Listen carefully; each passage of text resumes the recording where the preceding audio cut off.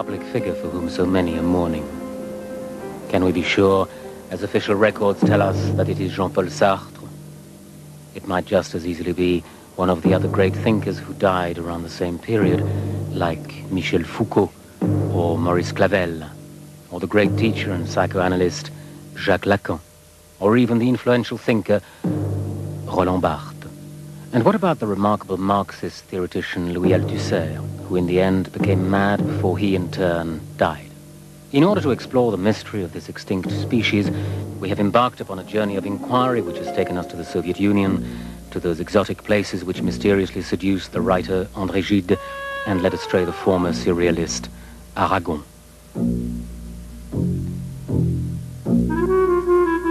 To Algiers, where the writer Albert Camus, one of the noblest figures in our portrait gallery, grew up. To Berlin, now so fundamentally changed that it would be very difficult to find any trace of visits by the writer André Malraux, who went there to challenge Nazism. Or of those who, like the writer Pierre Drieux-La Rochelle, came with quite the opposite intention, to worship it. We have followed in the tracks of the writer and philosopher Georges Bataille, and of André Breton, the leader of the surrealist movement.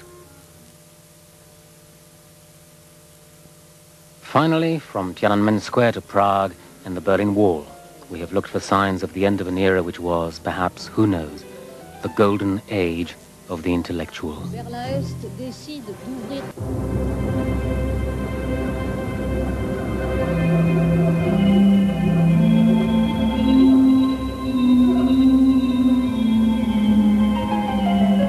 Let us not forget this young adventurer.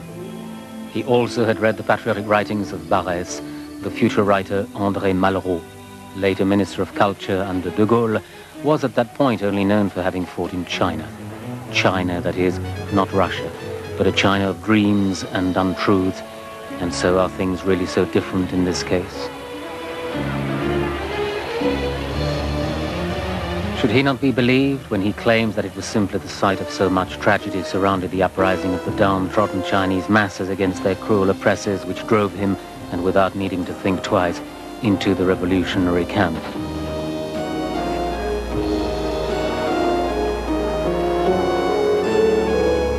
J'ai essayé d'exprimer la seule chose qui me tienne à cœur et de montrer quelques images de la grandeur humaine. Les ayant rencontrés dans ma vie, dans les rangs des communistes chinois, écrasés, assassinés, jetés vivants dans les chaudières et détruits de toute façon, c'est pour ces morts que j'écris.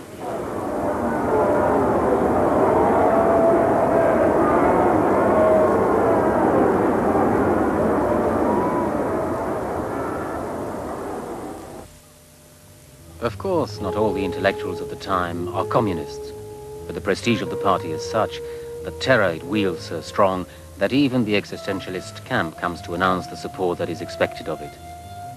Look at Sartre, for example.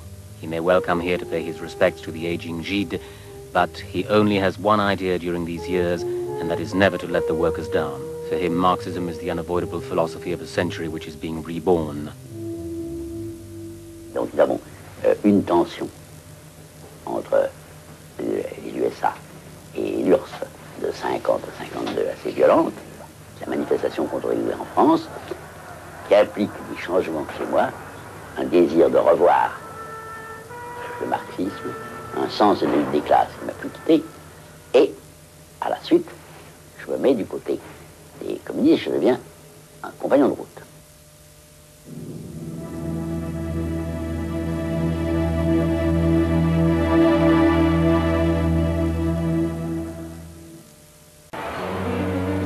The integrity of these men should not be forgotten. We can start with André Malraux, who, seemingly turning his back on the ideals of his youth, has, to everyone's surprise, become a supporter of de Gaulle, as well as the general star speaker at the grand meetings of the RPF, the Gaullist party. But listen more closely. You will recognize in his invective against the dangers of totalitarianism, and in his article of February 1949, for example, almost exactly the same tone he used in his earlier anti-fascist speeches. C'était un choix d'un courage absolument extraordinaire, puisqu'il eût été, de par son œuvre, sa gloire, la légende de l'Espagne, la brigade Alsace-Lorraine. Il aurait été le chef incontesté, enfin non, le chef n'est pas le mot qui convient, mais le leader de la gauche intellectuelle. Et voilà qu'il choisit ce qui pour tout le monde est la droite. Next, the philosopher and sociologist Raymond Aron, a friend of Malraux as well as of Sartre. A fellow student of Sartre, they have just founded together the review Les Temps Modernes, the favorite publication of the post-war intellectual left. Well, he chooses Malraux over Sartre. He too opts for a political stance that does not collude with Soviet imperialism, and together with Claude Mauriac and others, he becomes the founder of the new review Liberté de l'Esprit, which will become the mouthpiece of the Gaullists. Il faut vous dire qu'à cette époque-là, les gaullistes intellectuels étaient une minorité, vraiment, nous étions très peu, et être peu, ce n'aurait été rien si on n'avait pas été violemment attaqué par des gens qui nous disaient qu'on était fascistes. And then came the Kravchenko trial. Kravchenko, who was viciously attacked by the pro-communist review Les Lettres Françaises, and all because he dared to flee from Stalin's paradise and reveal to the West its true and murderous face. I am glad that at last came the moment of the trial, which all its reality. I will fight at this trial, which all my friends, for yours and ours freedom. It's Kravchenko who sues Les Lettres Françaises for libel, but the denial of the truth is so general at the trial that it is as if he were the defendant. Nous ne pouvions pas avoir idée de cette réalité. Non pas seulement parce que les souvenirs de la guerre étaient très proches, mais aussi parce que parmi les témoins, beaucoup connaissaient l'Union soviétique. Je prends l'exemple du général Petit, qui était attaché militaire français à Moscou. Eh bien, avec une parfaite bonne foi, il a témoigné contre Kravchenko. Lorsque Malraux est revenu de l'Union soviétique, contrairement à André Gide, il a fait l'éloge de l'Union soviétique. Et c'était une époque atroce. Il ne savait pas. Malraux était de bonne foi. Petit était de bonne foi. Nous étions de bonne foi. Despite the hatred, however, despite the so-called good faith that Nordmann speaks of, despite the riotous nature of the crowd milling at the gate, Kravchenko calls to the stand a mass of witnesses, survivors of the Gulag, who for the first time reveal to the world the unbearable truth. And finally there was Camus, that singular intellectual who lived half his life here in Algiers, in the heart of the poor neighborhood of Bellecour, in this street, which was his first school, and where his mother provided for the family with her house-cleaning jobs.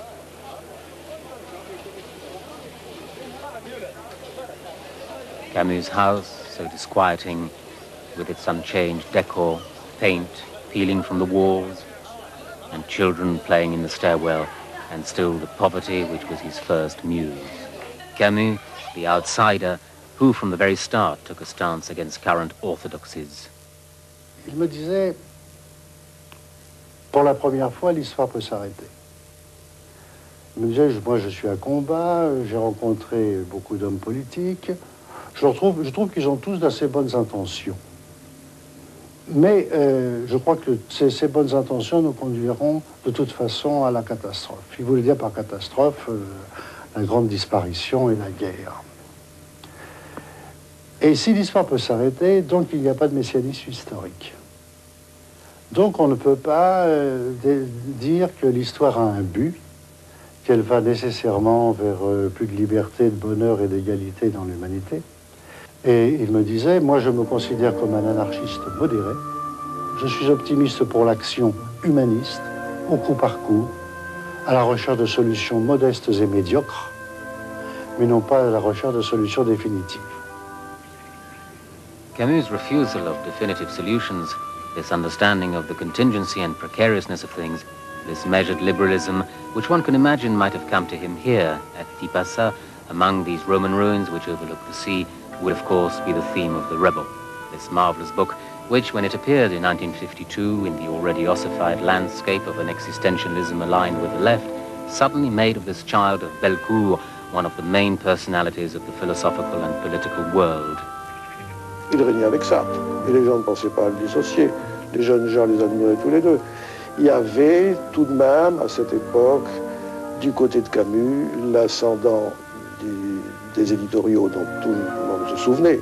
Cette équipe de combat où il fallait découvrir, où on jouait à découvrir qui de Gimond, de Aron, d'Olivier, de Piat ou de Camus avait écrit. et qui en fait, du fait du style de Camus, était parfaitement discernable. Il y avait le fait qu'il avait déjà fait jouer Caligula avec Gérard Philippe, et qu'une sorte de vedettisation avait lieu à l'époque entre ces deux hommes. Je dirais même que dans un certain sens, le débat avait lieu davantage dans l'univers un peu superficiel, l'univers à la mode. Un débat on était plutôt partagé entre Gérard Philippe et Camus qu'entre Camus et Sartre, parce que Camus c'était aussi Sartre. Even so, in that year, 1952, Camus no longer meant the same as Sartre. By putting on trial not only a messianic view of history, but Marxism itself, the rebel will spark off a polemic in which Sartre's followers will, after a long silence, get involved. Not Sartre himself, of course. That will be doing Camus the renegade too much honor, but a young disciple entrusted with the execution who, even 40 years later, apparently has no regrets. Ce qui était tout à fait inacceptable à mes yeux, c'était le type d'argument qu'il employait, et c'était le côté philosophesque, enfin, avec des lectures de seconde main de Marx, de Nietzsche ou d'autres, c'était vraiment très, très pénible. Et puis une certaine manière de juger les choses à partir d'une certaine indifférence méditerranéenne, enfin, et d'ignorer qu'il y avait quand même en France une classe ouvrière pour qui ça avait encore un sens d'appartenir à la mouvance communiste, et que lui bradait ça gentiment en attaquant l'Union soviétique, mais sans se demander, sans faire le détail, quoi, sans voir quel pouvait être le type d'attachement au communisme de la part de gens qui étaient dans le même pays que lui. In this polemic with Sartre's followers, did Camus win or lose? Very soon it will be of no importance, for history itself would prove him right. Indeed, in East Berlin the next year, just as Camus had predicted in The Rebel, a people will rebel against the revolutionaries turned tyrants, and the tyrants in turn will retaliate by sending in tanks which ostensibly bear the banner of socialism.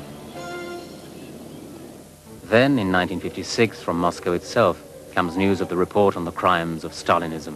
Finally, in Budapest, the same year, the same idols again shattered, the same red flag burned in the bonfires, and once again the same repression in the name of freedom. And amongst our intellectuals, among those who slandered Camus, amongst even the most rigid of them, a growing doubt. J'ai trouvé Aragon profondément troublé, se demandant ce qu'il fallait croire et ne pas croire, et déjà tout à fait conscient que ce n'était pas les thèses officielles du Parti communiste qui pouvaient suffire à le convaincre. Il était de naissance trop européen pour ne pas sentir qu'il y avait quelque chose d'autre là-dessous d'affreusement grave. Je crois que ça a été un tournant qui ne l'a pas déstabilisé, ne l'a pas rendu moins communiste, mais que ça a été la première fois qu'il a douté de l'URSS complètement. For the others, for the fellow travelers, for all those who follow the USSR, and while not completely believing, nevertheless attributed to it a certain primary infallibility, something is forever broken. Camus will die too early, alas, to see his ideas triumph, but there are other younger intellectuals who, like Michel Foucault, who had already published A History of Madness, a book which opened up a whole new way of thinking about the history of ideas, will never forget the lessons of 1956. Jusqu'en 1956, il me semble que la question était est-ce que l'on peut encore être un petit peu bourgeois, étant entendu que de toute façon il faut être marxiste, c'est-à-dire comment peut-on sauver la liberté, comment peut-on sauver l'homme, etc. Enfin, on voit bien à quoi je pense. Et puis, à partir de 1956, la question a été beaucoup plus tôt dans quelle mesure et comment est-ce que l'on peut encore être marxiste étant donné ce qu'on voit. Le décor d'abord. First, the setting. These Algerian mountain ranges where the army reacts with terrible harshness and in some cases savagery to an insurrection launched on All Saints' Day 1954 by an unknown organization, the FLN.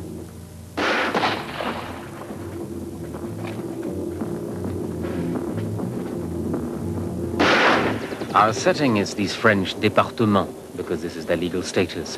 where for 8 years the governments of the French Republic will wage one of the most merciless of wars, a shameful war, a nameless, faceless war, because to the very end it will be referred to in terms such as the incidents, the events, pacification, the maintenance of order.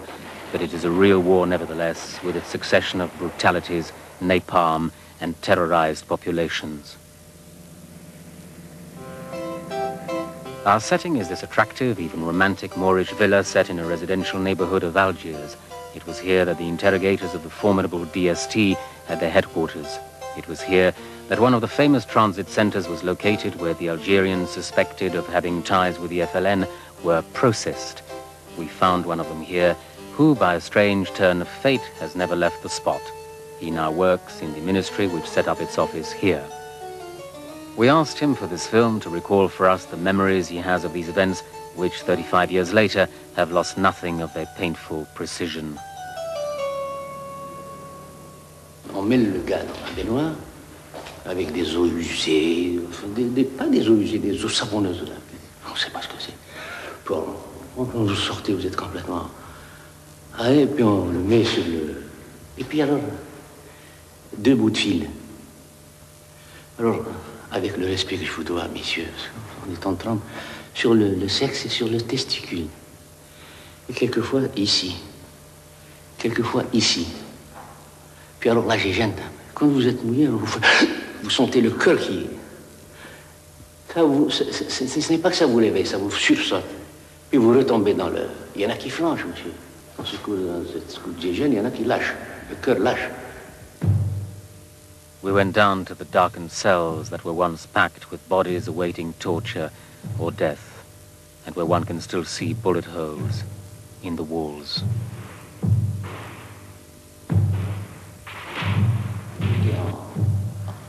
Chemise et puis avec une cravate qui a été détournée, puis alors de manière à passer en dessous, là, à m'étrangler, et puis de passage, là, faisant le coq, là, nommé Le Pen, j'étais lieutenant, je me rappelle très bien, parce que j'étais encore ma filée à Rangers, j'écoute Rangers ici, je suis resté. Et il y avait l'intervention d'un autre ami à lui, qui s'appelait De Marquet, je lui dis, doucement, doucement. Our setting is, finally, these leftist governments, because until the return of General de Gaulle, the successive governments, all of them with left-wing tendencies, were at first attacked by the white colonialists who feared that they were not being firm enough. But they soon adopted a more martial and determined tone, intending to reassure the torturers and condone the army's brutality. The Communist Party itself, when called upon to vote for or against the special powers demanded by Prime Minister Guy Mollet, would abstain, which is in effect the same as voting yes, and thereby cut itself off from members of its own ranks who hoped to remain faithful to their anti-colonialist ideals.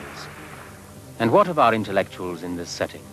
There is Malraux, lumbered with his role of minister and less inspired than usual. And Aron, who takes a stand very early on in favor of independence. He writes that the era of empires has ended, a colony is a burden, and therefore we must unburden ourselves of the unnecessary Algeria. An enlightened position, a courageous position, but it is a position which is dictated less by a moral solidarity with a population that has been attacked, crushed, even tortured, than by cold, even though justifiable, calculation. And of course, at his side, along with the young founders of L'Express, the weekly magazine created to support the politician Mendes France and to protest against the war, at his side is also the great Camus, whose verdict is awaited by everyone. He is here in Algiers in 1956 on the eve of the rally, which is to take place in this square, for the truth which he instigated, and all witnesses remember Camus as suddenly fragile and uncertain. Il y a eu un groupe qui, lui, a voulu œuvrer pour que l'Algérie échappe au terrorisme, c'est-à-dire pour que l'on épargne les civils, alors que les bombes étaient aveugles, elles sautaient dans un café, elles sautaient dans un village, etc. Et il y avait des morts que l'on jugeait innocents. Yes, a Camus who is uncertain and torn. Nous sommes entrés dans la salle qui était comble, nous sommes montés sur l'estrade et par la fenêtre, nous avons vu cette vaste place noire de monde. Et il y avait véritablement deux populations, elles n'étaient pas mêlées, c'est ce qui nous faisait peur, c'était exactement comme un affrontement déjà, silencieux, tout ce que l'on voudra, mais pour nous c'était presque la panique. Camus était assis, au moment où il s'est mis à parler, des huées sont montées de la place. Camus ta gueule, mort à Camus, etc. Il y a eu des hurlements. Deeply distressed, Camus held his tongue. But when speaking in public again upon being awarded the Nobel Prize in 1957, his statements were interpreted as a renunciation of the demands of pure and unconditional principles.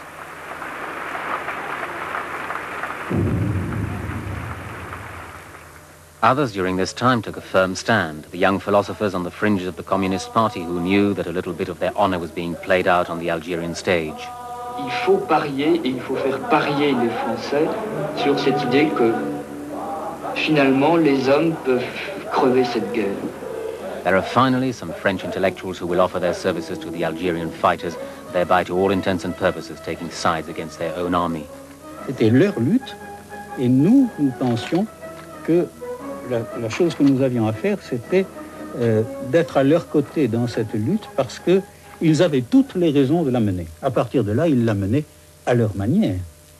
Mais dans certaines limites, et dans la mesure où il y avait un réseau de soutien français, eh bien, ce réseau de soutien français ne pouvait quand même pas être d'accord. Alors c'est un autre biais par lequel on peut approcher le problème. Ne pouvait pas être d'accord avec la liquidation de citoyens français qui étaient des kidam, qui étaient sans responsabilité particulière dans cette histoire. There is something unique about this Cuban brand of communism, something cheerful at first, a joyful, feverish atmosphere, a slightly crazy and light-hearted enthusiasm, a bit like carnival. We have no soap, cries this jubilant crowd, but we have courage. And there is in this bravura and defiance, in an insurrection fought against the background of rumba and salsa, a spirit of freedom which reminds our older intellectuals of the October Revolution. It is a communism which means to unite democracy and heroism. It is a workers' communism, but also, and this is new, it is in touch with the peasants to whom it intends to bring a culture and know-how that the dictatorship had refused them. It is a young, very young communism. This incurable fascination with youth. Fidel Castro is 33, so different from the venerable old men of the Kremlin. I am not a professional soldier, he explains. When I have finished my work here, I shall withdraw. I have other ambitions. And no one doubts at the time the sincerity of this promise. When Sartre arrives in Havana, he's won over. He brings back a series of articles which, in their praise of vigor, the life force and youthfulness, are reminiscent of the wild enthusiasm of some French intellectuals in the early days of Soviet communism. And as for the others, the younger ones, those intellectuals who are suffocating in the France of de Gaulle and the most reactionary communist party in Europe, it is only natural that they too, as their predecessors in the 1920s, make the voyage to this tropical socialist paradise in search of the original spirit of revolution. À ce moment-là, il menait la grande guerre contre le communisme, aussi bizarre que cela paraisse. C'est-à-dire qu'il menait une certaine guerre idéologique et politique contre l'Union soviétique. Convaincu que les partis communistes étaient en faillite, que l'Union soviétique était un géant gouverné par des nains, que ce n'est pas avec les communistes qu'il fallait marcher. Il fallait être plus communiste qu'eux, entendons-nous. Plus léniniste qu'eux, et surtout, il fallait développer la lutte armée. Debré is a friend of Fidel and also of Che Guevara, another young middle-class activist who in Latin America has become the symbol of armed struggle. J'ai pratiquement, à Cuba, passé un an d'entraînement militaire très poussé, dans toutes sortes de situations. C'était très bien pour moi parce que je n'avais pas fait mon service militaire en France. J'ignorais vraiment le maniement des armes. Et ce qu'il y avait de bien à Cuba, c'est qu'il y avait à peu près toutes les armes du monde, enfin toutes les armes légères, tous les modèles de fusils, tous les modèles de mitrailleuses, tous les modèles de mitraillettes, tous les types d'explosifs. Et donc on pouvait vraiment avoir une bonne connaissance disons, de la tactique et aussi des conditions de vie de la guérilla. Listen to him again.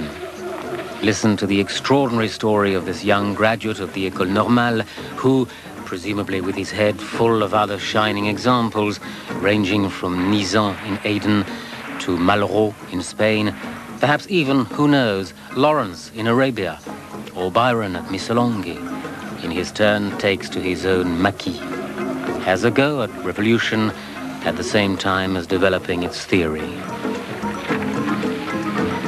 He even goes so far as to use the pseudonym Danton, and so takes his place, like it or not, in this strange breed of writer-adventurers.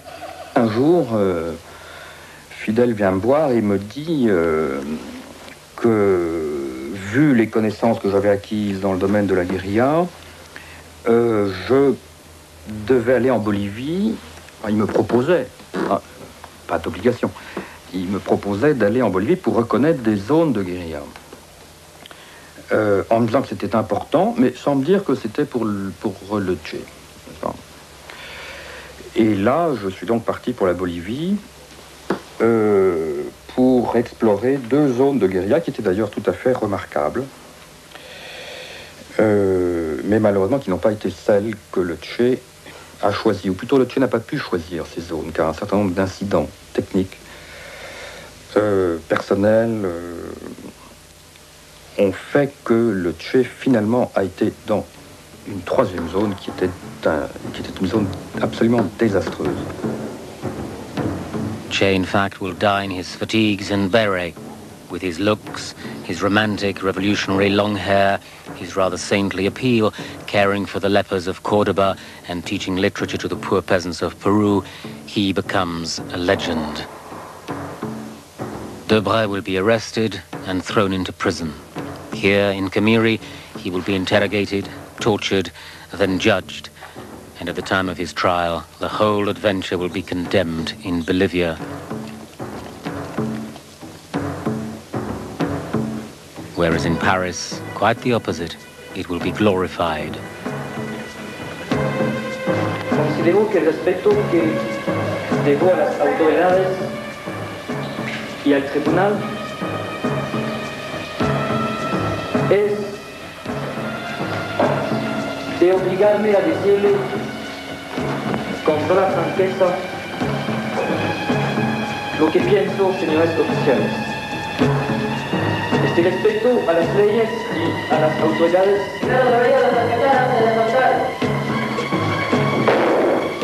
I was with Che, the self-styled Danton will boast, though he senses that the adventure for him finishes here. I would so have liked to have been at his side when he died, to have died with him. The court will sentence him to 30 years imprisonment, and he will serve the first 3. He will still be in prison on the morning in August 1968 when the intellectuals of the left will learn to their astonishment that the marvelous Fidel has supported the entry of Russian tanks into Prague.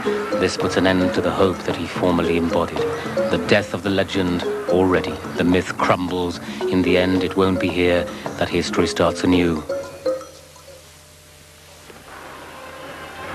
It is impossible to understand the events of 1968 if one fails to see that the demonstrators were protesting not only against the police and the Gaullists, but also against the revisionists, that is, against the Communist Party.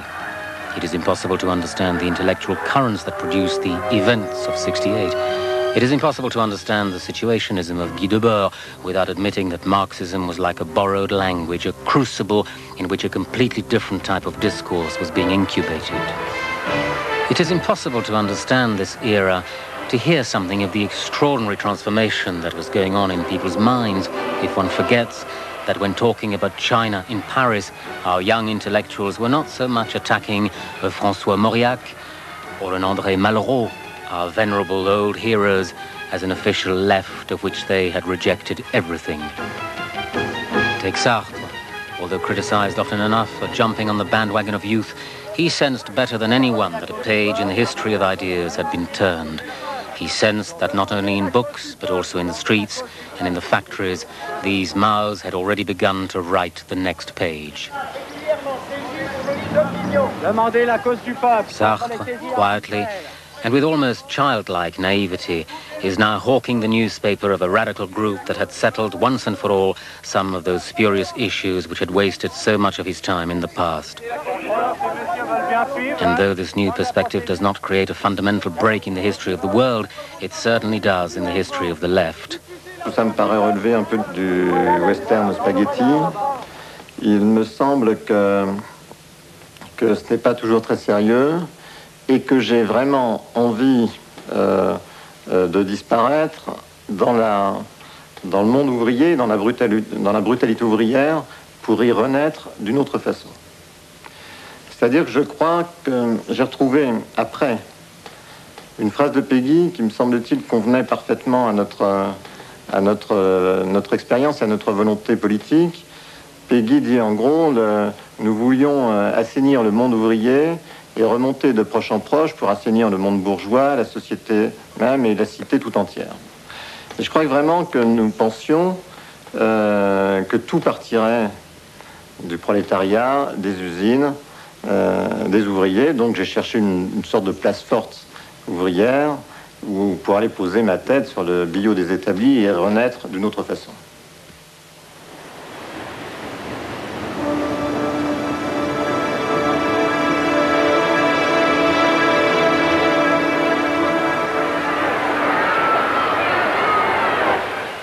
Nous étions sans doute un peu, la comparaison est trop flatteuse pour nous et je m'en excuse, mais je pense qu'il y avait quelque chose un peu des moines du Moyen-Âge qui voulaient aussi faire preuve à tout prix de pauvreté et d'humilité, qui voulaient conquérir le ciel par la violence. Et je crois que notre désir de pauvreté, si on cherche des comparaisons comme ça dans l'histoire du monde, était tellement sincère, tellement vrai, que je crois que vraiment c'était quelque chose qui ressemblait à ce qu'a pu être un sentiment de religieux, ou en tout cas le désir de pauvreté des saints autrefois.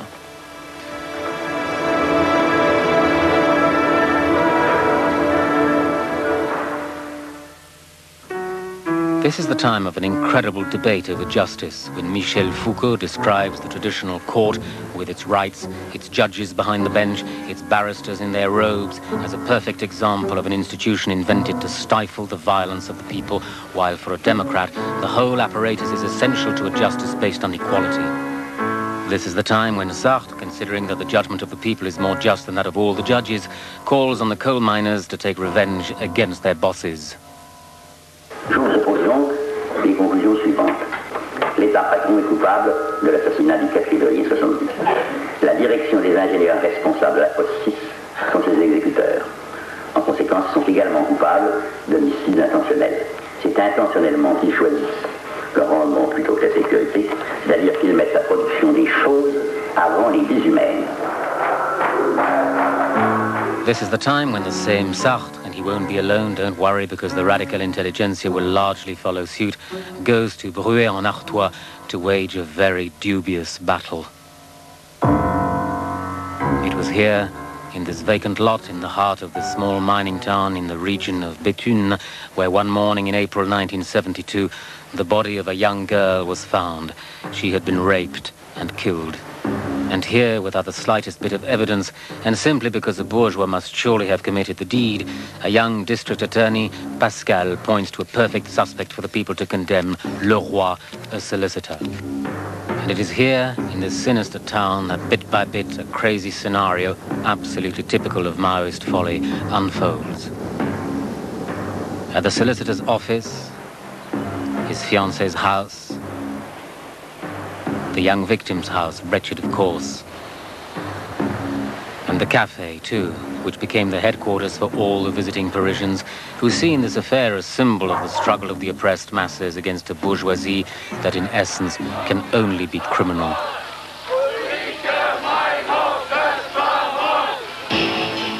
And finally, this is the time of Ulrike Meinhof and Andreas Baader. This time, real terrorism, which bloodies Western Germany, and no one really knows by what miracle France has been spared. The intellectuals, they say. It was the great intellectuals who wisely held back the Maoists. That's what they say, indeed.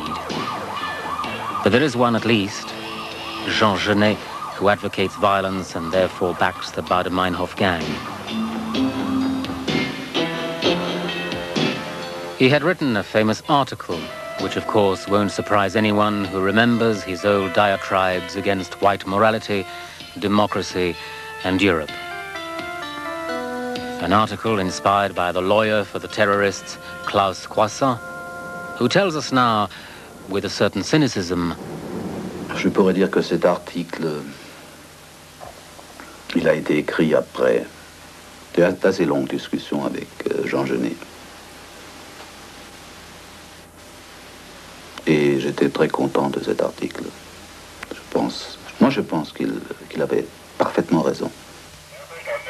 There is another, the philosopher and historian of ideas Michel Foucault, who, when the same lawyer is accused of collusion with his clients and is threatened with extradition, writes articles in his favor.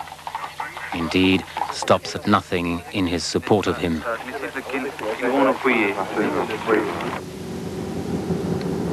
And there is a third, Sartre again, who defends Baader and finds him, quote, interesting, revolutionary, indeed pure.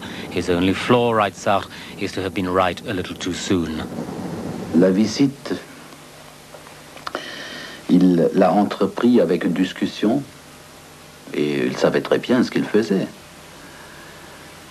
Et comme j'ai déjà dit, je lui ai expliqué qu'est-ce que c'était la fraction armée rouge, comment elle est née, comment elle s'est développée, qu'est-ce que c'était les buts de ses membres, les motivations qui les ont poussés aux armes. Tout ça, il le savait.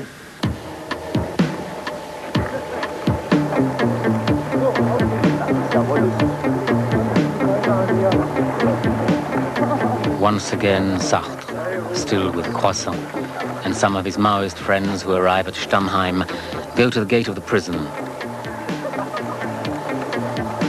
Sartre has incredible trouble getting a visitor's pass and finally sees his pure man for a few minutes in his cell.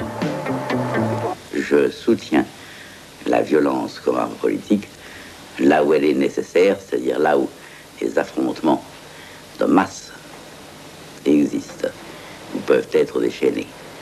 La violence existe à chaque instant dans le fait que le régime dans lequel nous vivons est un régime axé sur la police, violent en lui-même, et il est évident que les gens qui sont victimes de ce régime ne peuvent vraiment s'opposer que par la violence.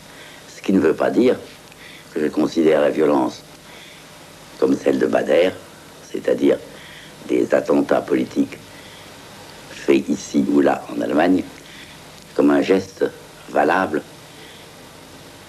politiquement. The philosopher keeps his distance. He no doubt expresses reservations, but they are reservations which he didn't express when 2 years before, in the aftermath of the massacre of Israeli athletes by a commando in the Munich Olympic Village, he wrote this unforgivable article which put a seal of approval on terrorism.